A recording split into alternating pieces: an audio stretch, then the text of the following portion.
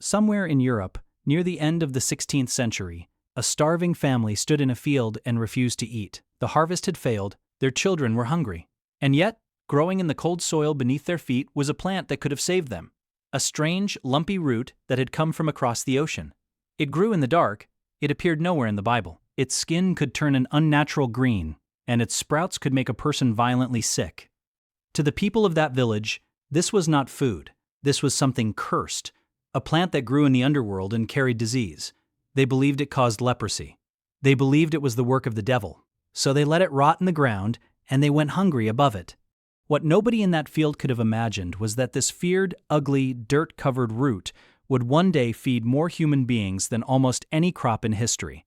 It would shatter the superstition around it, trigger a population explosion that reshaped entire continents, and fuel the armies, empires, and machines of the industrial age. And it would also, one day, cause one of the deadliest famines the modern world has ever seen. This is the story of the potato. And it does not begin in Europe at all. It begins thousands of years earlier, on a freezing mountainside on the other side of the planet. High in the Andes Mountains of South America, more than 7,000 years ago, people were farming at altitudes where almost nothing grows. The air was thin, the nights were brutally cold, and yet, in that harsh world, they found a wild plant with small, bitter, faintly poisonous tubers hidden in the ground, and they slowly tamed it. Generation after generation, they chose the tubers that were larger, sweeter, and less toxic. Over centuries, they created not one potato but thousands of varieties, in nearly every color imaginable, each one suited to a different slope and season of the mountains. They even learned to preserve it in a way that felt almost like magic. They spread the tubers out in the freezing mountain night, then trampled the water out of them under the warm sun the next day, repeating this until the potato became a light, dry food called chuño that could be stored for years. This was fuel. And on that fuel, empires rose. The mighty Inca Empire ran on the potato.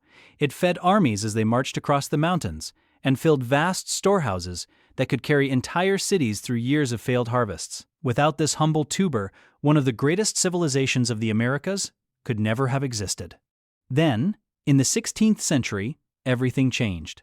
Spanish conquistadors arrived hunting for gold and silver. They tore through the Inca Empire, and almost as an afterthought, noticed the strange food the local people lived on. They carried some of these tubers back across the Atlantic, and without meaning to, had just handed Europe a plant that would transform it forever. But Europe did not want it. For nearly 200 years, the potato was met with suspicion, disgust, and fear. It was nothing like the familiar grains Europeans had eaten for thousands of years. It grew underground, in the dark, which seemed sinister. It was never mentioned in Scripture, which made it suspect to a deeply religious people. Its lumpy, blemished skin reminded many of the deformities of leprosy, convincing them that eating it would cause the disease. Others were certain it was fit only for pigs, prisoners, and the desperate poor. Across the continent, the potato was fed to livestock, while people who could have thrived on it starved instead. The plant that would eventually save Europe needed a champion, and it found one in the most unlikely place of all, a prison. During the 7 Years' War, a French army pharmacist named Antoine-Augustin Parmentier was captured and thrown into a Prussian prison. There, he was fed a diet of almost nothing but potatoes, the very food his own countrymen believed was fit only for animals. The potato was supposed to make him sick. Instead, Parmentier walked out of that prison healthy and strong, and utterly convinced that everyone had been wrong. He devoted the rest of his life to changing the potato's reputation. Parmentier was clever. He understood that people did not want what was forced upon them, but they desperately wanted what seemed forbidden and valuable. So he planted a field of potatoes near Paris and had it guarded by armed soldiers during the day, as if it held something precious.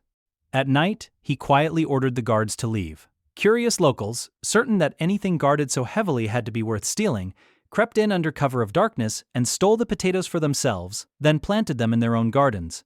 Parmentier even presented the plant's delicate flowers to the king and queen, worn proudly at court. Slowly, the food that had been feared as poison became fashionable. And once Europe finally accepted the potato, the transformation was staggering. An acre planted with potatoes produced far more calories than the same acre of wheat, and it could grow in poor soil, in cold climates, and in small plots where nothing else would survive. For the first time, ordinary families had a cheap, filling, nourishing food that grew almost anywhere. Populations that had been held back by hunger for centuries began to swell. Many historians argue that the humble potato was one of the hidden engines behind the explosive growth of Europe, feeding the workers who would go on to power the factories, the cities, and the entire Industrial Revolution.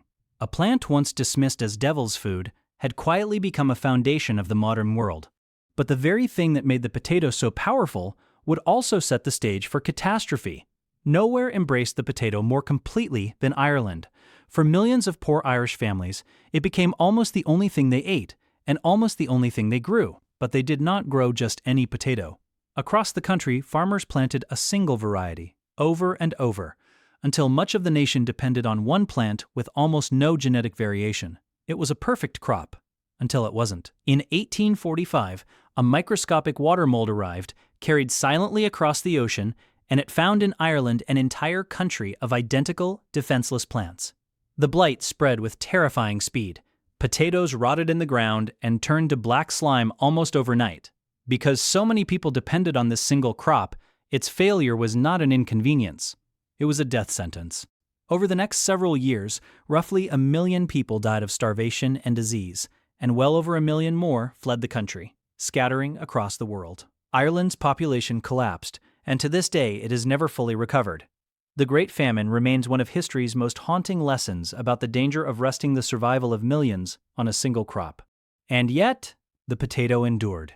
Today it is the most important food crop in the world that is not a grain, grown on nearly every continent, sustaining billions of people from the Andes to Asia to Africa.